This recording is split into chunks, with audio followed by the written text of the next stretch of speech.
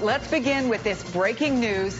Hillary Clinton at a high-power A-list fundraiser in California. Trump, though, going after her with a little help from the Associated Press.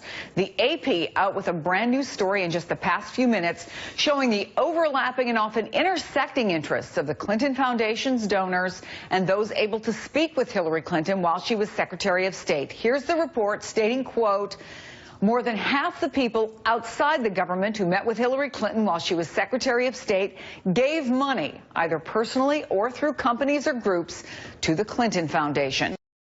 The foundation coming under intense scrutiny in the past 48 hours. Donald Trump calling for a special prosecutor to look into any possible conflicts of interest. Joining me now is Ann Gearin. Ann, good to see you. And I guess the question here is, maybe there are people who aren't surprised by this, even though the numbers do seem extraordinary. What's your sense of this? Do you think that this is going to be a big deal, or is this the kind of thing that's already baked into perceptions of Hillary Clinton? If you think that there was something bad about the foundation and her ties during the time she was Secretary of State, you already think that. Otherwise, you already think, look, this is the way it was. I'm voting on other things. Well, certainly the Clinton campaign hopes that it's the latter, that people have made up their mind about what they think about Hillary Clinton's email issues, any overlap between the Clinton Foundation and donors, and any question of whether donors got preferential treatment when she was Secretary of State. All of those things are certainly, ripe for criticism by Donald Trump and others. And from the Clinton Foundation and Clinton campaign's perspective, they keep saying it's old news. I will say on the AP report, that's an extraordinarily high number of people from outside the government who got meetings or phone conversations with her. The overlap between that high number of people who got that kind of treatment, direct access to her, who were donors, it's pretty eye-opening, and definitely will be fodder for Trump and really also for critics within the on the Democratic side, and even among Hillary Clinton's supporters, who would like to see her put larger amounts of distance between herself and the foundation and really finally put the email issue to rest. And if you can stand by, I also want to bring in Andrea Mitchell, who, of course, not only has covered the Clinton campaign, but has covered the Clintons for so many years, including the Secretary of State at the time when she was at the State Department. Andrea, the numbers are, as Ann just pointed out, pretty shocking. More than half of the non-government people who met with her, talked to her on the phone, had given money to the Clinton Foundation or aligned with organizations that did. What do you make of this information by the Associated Press? Well, we're still going through this information because a lot of these people also came from think tanks. They had overlapping roles. So many of these people were calling about Middle East issues and issues that were normal business for the State Department, for the Secretary's office. So we are trying to do our own analysis of this in the last hour as these numbers have come out to make sure that it is accurate to say that more than half of the people from outside government who dealt with the State Department had been donors in some fashion to the Clinton Foundation. The context that had been reported in one case from a Citizens United 378 email dump that just came out of an FOIA today, another one of the groups that was going after them. One of them indicates 150 phone contacts from a woman named Laura Graham, who is the executive director of the Clinton Foundation, to Cheryl Mills at the State Department during a 2-year period. But a further analysis of this indicates that this could well have been involving reconstruction work in Haiti after the earthquake. I'm not sure of this yet. We're still checking.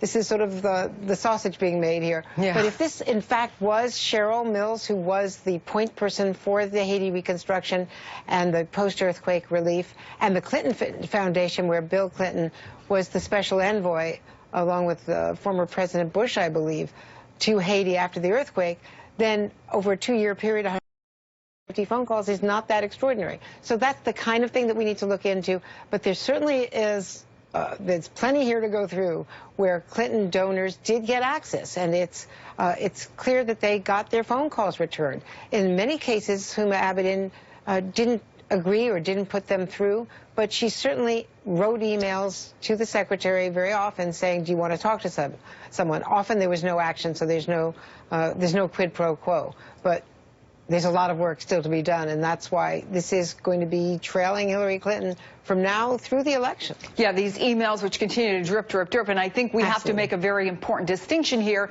as you and your staff continue to look at these and with your knowledge and your background of this, do, again, as you say, our own analysis of exactly what this means. But there is a perception problem and there is a legal question.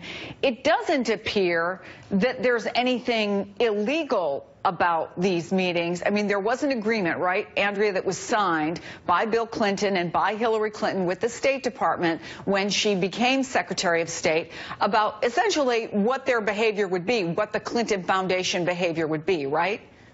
Absolutely. And what I think is really fair and strong criticism, and Reince Priebus was making this point in a phone call, from the Republican National Committee with reporters today, and I was on that call, that there was an agreement. They were supposed to be at arm's length. They were supposed to be vetters. Well, in this case, and Ann Gearan, who covered the State Department at the same time I did, can bear this out. It appears from these emails that the vetters were, the people who had worked with Hillary Clinton, who had worked with Doug Band, who had worked with the foundation or with Hillary Clinton and Bill Clinton in other worlds. So they were political appointees. Cheryl Mills, who had, been the lawyer at the White House during the Clinton administration, had been the defense lawyer, one of the defense lawyers for. It was a small circle of people, and they were doing the vetting of contacts from Bill Clinton, Doug Band, and others at the foundation at that time, and they were hardly at arm's length. You could ask that question of Ann, who knows all and this stuff. let's talk about that, and let's talk about the way the campaign wants to paint this. And let me just play for you when asked these questions what Brian Fallon, the spokesman for the Clinton campaign, had to say just hours ago. Take a listen. This is an absurd call by Donald Trump.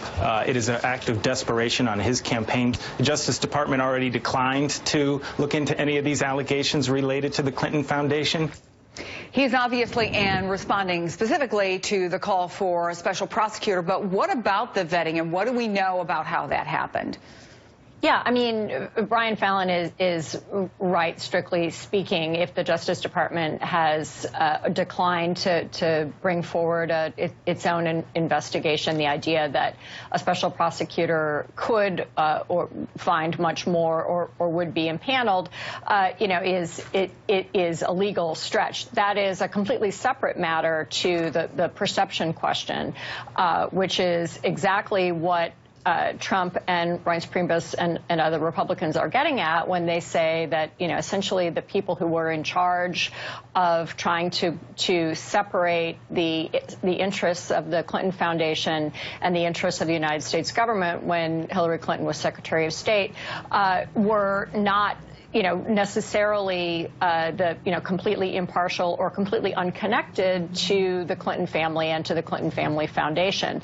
And that's a perception issue that while it is specific to this case, kind of gets lumped in with a lot of other perception questions surrounding Hillary Clinton of, essentially whether she always had the best interests of the United States government at heart when she was Secretary of State, or whether some part of her loyalties were to the potential future of her own political career and to the Family Foundation, which was doing parallel and overlapping work. Andrea mentioned the overlap on Haiti relief. The Clinton Foundation and its backers would say that the organization did enormous work in Haiti, enormous work around the world, enormous good work around the world, providing AIDS drugs and so forth. Those are functions that overlap U.S. government aid programs. There is actually an overlap there.